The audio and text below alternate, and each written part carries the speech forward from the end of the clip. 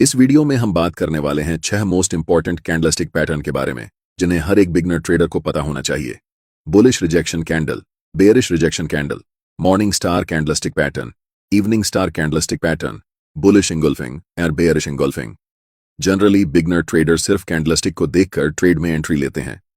अगर आप ऐसे करते हैं तो आप कभी भी प्रॉफिटेबल नहीं हो पाएंगे, क्योंकि चार्ट्स पर सिर्फ कैंडल का फॉर्मेशन इंपॉर्टेंट नहीं होता। जब तक आप उस कैंडल को प्राइस एक्शन के साथ नहीं जोड़ेंगे तब तक आपको रिजल्ट नहीं मिलेगा। इस वीडियो में हम एग्जैक्टली यही जानने वाले हैं कि इन सभी 6 कैंडलस्टिक पैटर्न को कैसे सपोर्ट और रेजिस्टेंस, सप्लाई और डिमांड, कैंडल के बनने के पीछे की साइकोलॉजी, कब कैंडल को ट्रेड करना है और कब कैंडल को ट्रेड नहीं करना है, यह जानेंगे। साथ ही हम इन सभी कैंडलस्टिक पैटर्न को लाइव मार्केट उदाहरण के साथ ट्रेड करके देखेंगे, जिससे आपको यह पूरा कॉन्सेप्ट अच्छे से समझ में आए, प्रैक्टिकल नॉलेज मिले और आप प्रॉफिट बना सकें।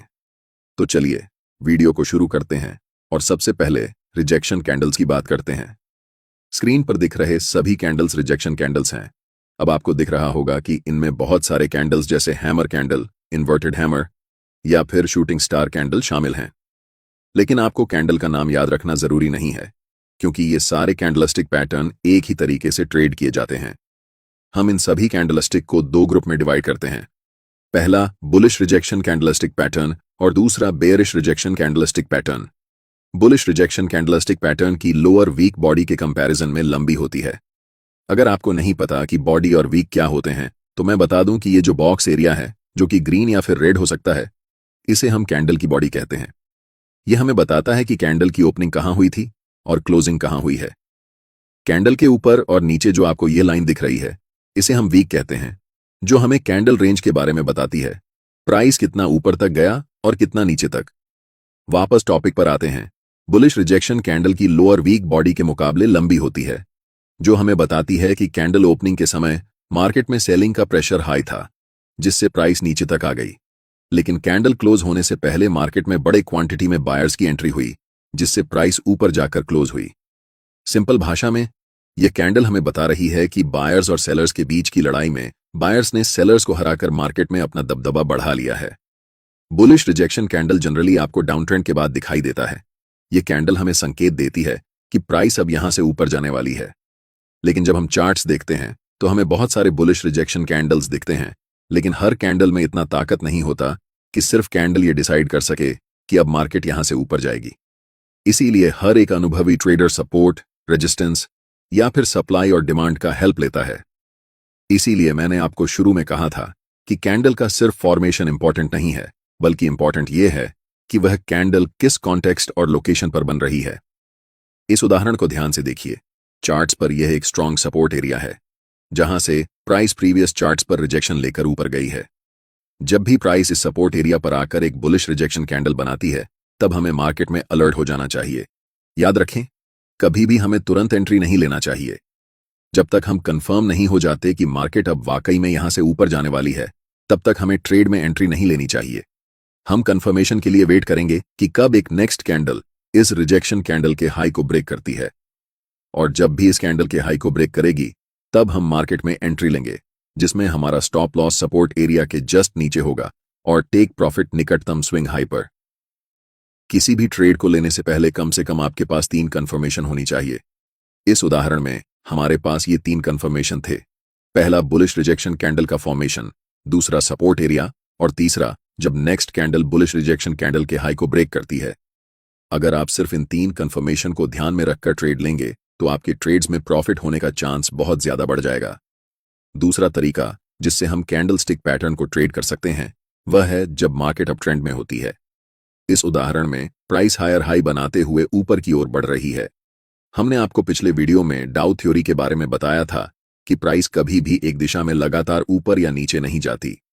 पहले प्राइस रैली करती है, फिर पुल बैक होता है और फिर से रैली करती है।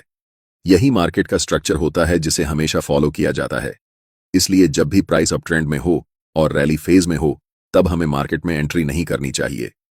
हमें वेट करना चाहिए कि प्राइस कब पुल बैक लेती है, और जब पुल बैक पर हमें कोई बुलिश सिग्नल दिखता है, जैसे इस केस में हम बुलिश रिजेक्शन कैंडल की बात कर रहे हैं, इस पुल बैक के ऊपर हमें एक ट्रेंड लाइन ड्रॉ करनी है, और जब चार्ट पर हमें बुलिश रिजेक्शन कैंडल दिखे, तब हमें अलर्ट हो जाना चाहिए। याद रखें, अभी हमें ट्रेड में एंट्री नहीं लेनी है। जब भी अगली कैंडल ट्रेंड लाइन को ब्रेक करके उसके ऊपर क्लोज होती है, तब हमें मार्केट में एंट्री लेनी है। पिछले वीडियो में हमने डिटेल में बताया था कि मार्केट में फिबोनाची टूल का कैसे इस्तेमाल किया जा सकता है। इसमें हमने बताया कि इस टूल का उपयोग करके आप ट्रेड में एंट्री और एग्जिट कैसे कर सकते हैं। इस तकनीक को आप तब इस्तेमाल कर सकते हैं जब प्राइस अपर ट्रेंड या डाउन ट्रेंड में हो।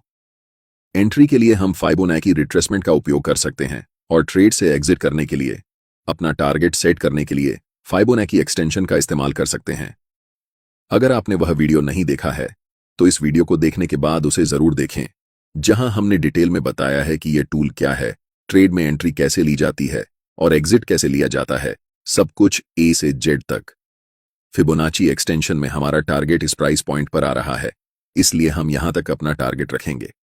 मैं चाहता हूं कि आप ध्यान से देखें कि इस चार्ट पर क्या होने वाला है। प्राइस लगातार ग्रीन कैंडल बनाते हुए ऊपर की ओर जाती है और हमारा टारगेट हिट हो जाता है। मैंने जो आपको इतना सारा चीज बताया, इससे आप सिर्फ बुलिश रिजेक्शन कैंडल में ही नहीं, बल्कि जितने भी प्रकार के बुलिश कैंडल्स होते हैं, जैसे morning star, bullish engulfing, hammer candle आदि, सभी कैंडलस्टिक पैटर्न्स के साथ इसे अप्लाई कर सकते हैं। अब इसके ठीक उलट हम बेयरिश रिजेक्शन कैंडल को ट्रेड करना सीखते हैं। इस उदाहरण को ध्यान से देखें। चार्ट पर यह एक पोटेंशियल रेजिस्टेंस एरिया है, जहां प्राइस पहले रिजेक्ट होकर नीचे की ओर आई थी और फिर से वापस उसी लेवल के पास प्राइस जा रही है। हम वेट करेंगे कि कब प्राइस इस रेजिस्टेंस एरिया पर एक बेयरिश रिजेक्शन कैंडल बनाती है। कैंडल के फॉर्मेशन के बाद जैसे ही अगली कैंडल उस कैंडल के लो को ब्रेक करेगी, तब हम मार्केट में सेल पोजीशन के लिए एंट्री लेंगे। यहां भी हमारे पास 3 कंफर्मेशन है। पहला, कैंडल का फॉर्मेशन। दूसरा, हमारे पास एक स्ट्रॉन्ग रेजिस्टेंस एरिया है। और तीसरा, जब बेयरिश रिजेक्शन कैंडल का लो ब्रेक होता है। इसलिए इस ट्रेड में एंट्री करना हमारे लिए कम रिस्की है और यहां पर हमें प्रॉफिट होने के चांसेस ज्यादा हैं। अगली उदाहरण में प्राइस लोअर लो बनाते हुए नीचे की ओर जा रही है, जिसका मतलब है कि प्राइस क्लियरली अभी डाउन ट्रेंड में है। ऐसी सिचुएशन में जब डाउन रैली चलती है तो हम उसे चलने देंगे और बीच में एंट्री नहीं लेंगे।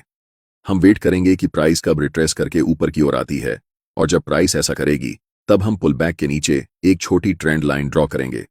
जब वहां हमें कोई भी स्ट्रॉन्ग बेयरिश कैंडल दिखेगी, इस केस में हम बेयरिश रिजेक्शन कैंडल की बात कर रहे हैं, तो हमें अलर्ट हो जाना है।